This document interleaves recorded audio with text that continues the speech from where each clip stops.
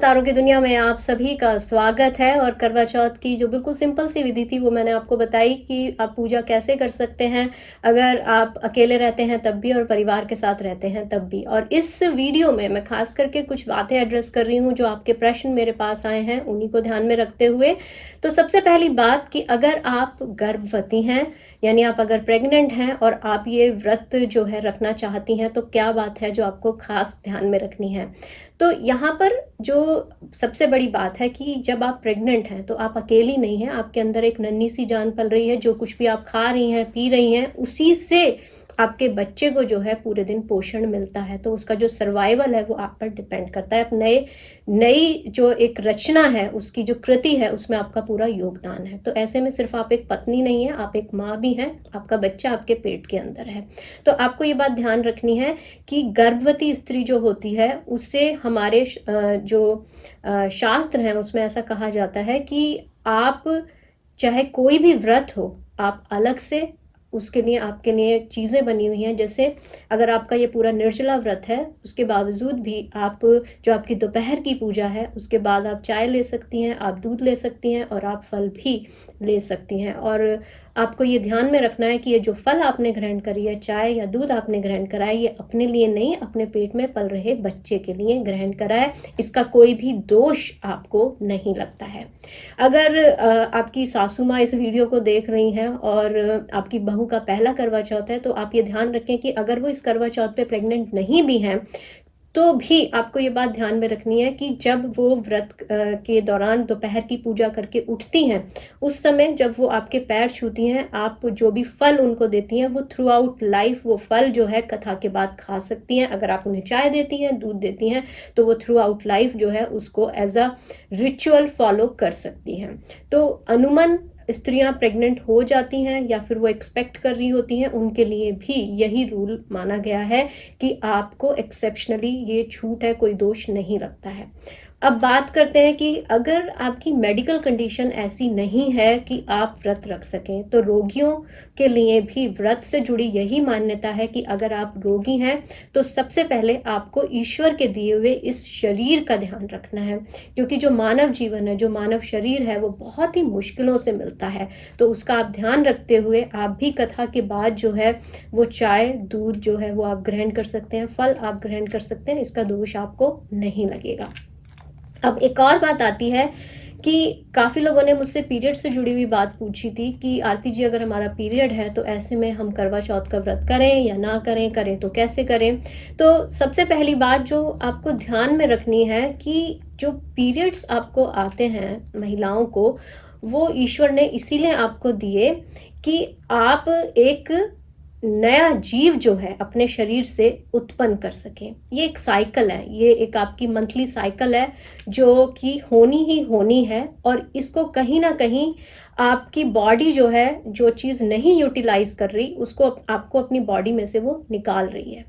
तो ये आपका क्लींजिंग का पीरियड है। अब ऐसे में आप व्रत करें या ना करें। तो सबसे पहली बात कि करवा चौथ साल भर का त्योहार है, ये कोई हर हफ्ते या हर रोज होने वाला त्योहार नहीं है। और कहा जाता है शास्त्रों में कि सबसे पहला जो होता है वो त्योहार होता है, उसके बाद वार आता है। तो ये जो प्रोसेस है, ये क्लींजिंग का प्रोसेस है। जब हम पहले ज़माने में, जब हम ओल्ड एज में होते थे, तो हमारे पास बहुत ज़्यादा सुविधाएं नहीं होती थी कि हम अपनी साफ सफाई का ध्यान रख सकें। और ऐसे में स्त्रियों को जो घर की बड़ी स्त्रियां होती थी वो कहती थी कि आप जो है 4 दिन चौका बर्तन ना करें, घर का कोई काम ना करें, ताकि आपकी बॉडी रेस्ट कर सके।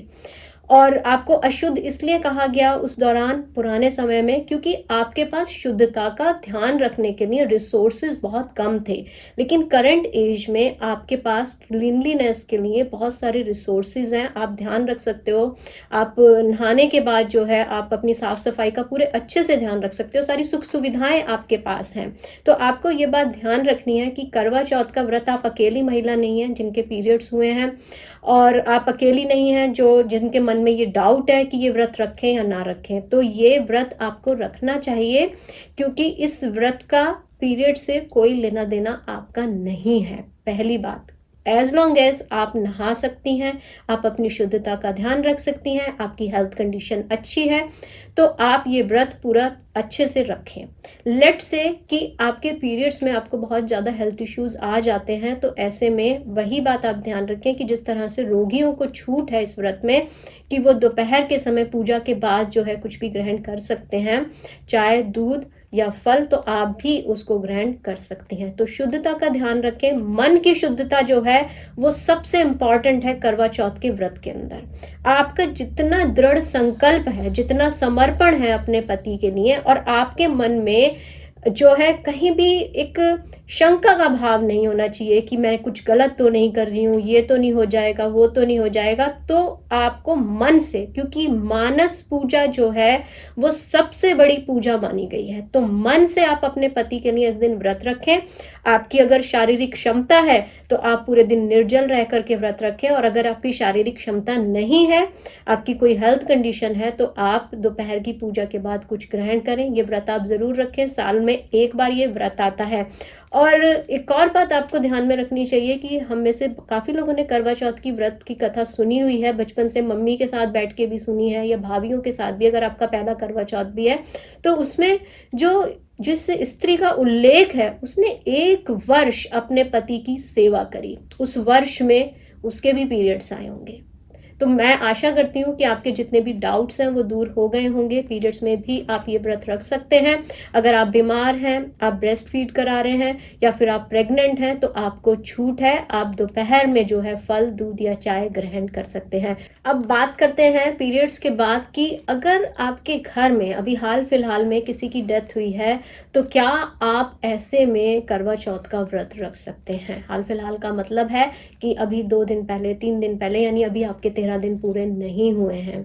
तो सबसे पहली बात कि करवा चौथ का व्रत जो है वो वार्षिक व्रत माना जाता है, और ये अपवादों में आता है कि अगर करवा चौथ पड़ता है इस दौरान भी, तो भी ये व्रत जो है करा जाता है, और इसे उठाने की परंपरा है। तो ये याद रखिएगा कि चाहे आपके परिवार में किसी की डेथ हुई हो या किसी का जन्म हुआ हो, कोई भी स्थिति हो, आपको ये व्रत जो है वो रखना ही रखना है। एक और बात, क्योंकि इस व्रत में हम अपनी सास को या अपनी ननद को या अपनी जेठानी को जो है बायना देते हैं, श्रृंगार का सामान देते हैं, ऐसी हमारी परंपरा है। अगर आपके घर में जो आपकी बड़ी बुजुर्ग हैं वो विधवा हैं, किसी कारणवश जो है आपके ससुर का देहांत हो चुका है, या आप जिस किसी को भी बायना देती आ रही हैं, या जो भी एलिजिबल है जिसको आप दे रही हैं वो विधवा है, तो ऐसे में क्या करें। तो सबसे पहले अपने मन से ये शंका निकाल दें कि आप ये बायना किसी विधवा स्त्री को नहीं दे सकती, क्योंकि अगर आपके घर में कोई विधवा स्त्री है और आप उसकी जगह कहीं बाहर किसी को दे रही हैं, तो कहीं ना कहीं आप उसके मन को चोट पहुंचा रही हैं, ठेस पहुंचा रही हैं, उसकी आत्मा में एक ग्लानि का भाव ला रही हैं।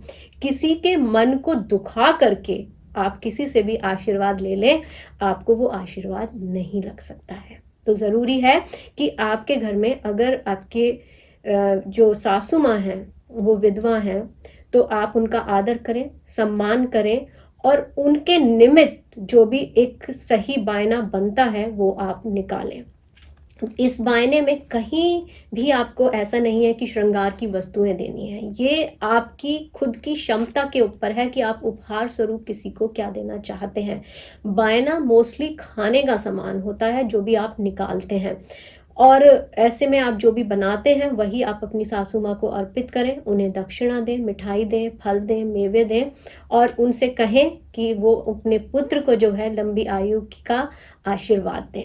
तो वैधव्य जो है वो जीवन में किसी की गलती के स्वरूप नहीं आता है, और हमें नहीं पता किसके जीवन में कब क्या होने वाला है, तो ऐसे में कभी भी किसी को आप जो है नज़रअंदाज ना करें, क्योंकि आपकी एक छोटी सी गलती, आपका एक छोटा सा नज़रअंदाज करना जो है वो किसी के लिए मानसिक पीड़ा का कारण बन सकता है।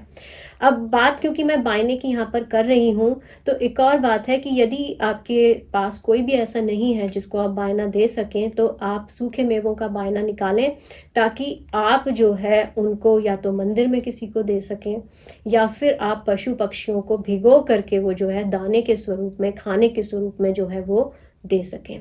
तो ये तो रही कुछ सवाल जवाब जो आपने मुझसे जानने की कोशिश करी थी, और मेरी यही आशा है कि आपके मन में जितनी भी भ्रांतियाँ हैं करवा चौथ के व्रत को लेकर के वो दूर हुई होंगी। आपको जो मैंने सरल विधि बताई है वो आप बहुत आसानी से उसको फ़ॉलो कर सकते हैं। लेकिन फिर भी अगर आपका कोई सवाल बचा हुआ है तो आप मुझे टेक्स्ट कर सकते हैं, ईमेल कर सकते हैं। मेरी यही कोशिश रहेगी कि आपकी करवा चौथ से पहले मैं उन सवालों के जवाब जो है वो आप तक दे सकूँ। तो आपको ये वीडियो कैसा लगा ये आप मुझे ज़रूर बताइएगा। इस वीडियो को आप लाइक करें, शेयर करें, और अगर अभी तक आपने मेरा यूट्यूब चैनल सब्सक्राइब नहीं किया है तो आप उसे सब्सक्राइब करें। आने वाले त्योहारों के लिए भी आपके पास मैं बहुत सारी जानकारी लेकर के आने वाली हूँ, तो उसके लिए भी आप जो हैं तैयार रहें। तो फिलहाल मुझे दीजिए इजाज़त, नमस्कार।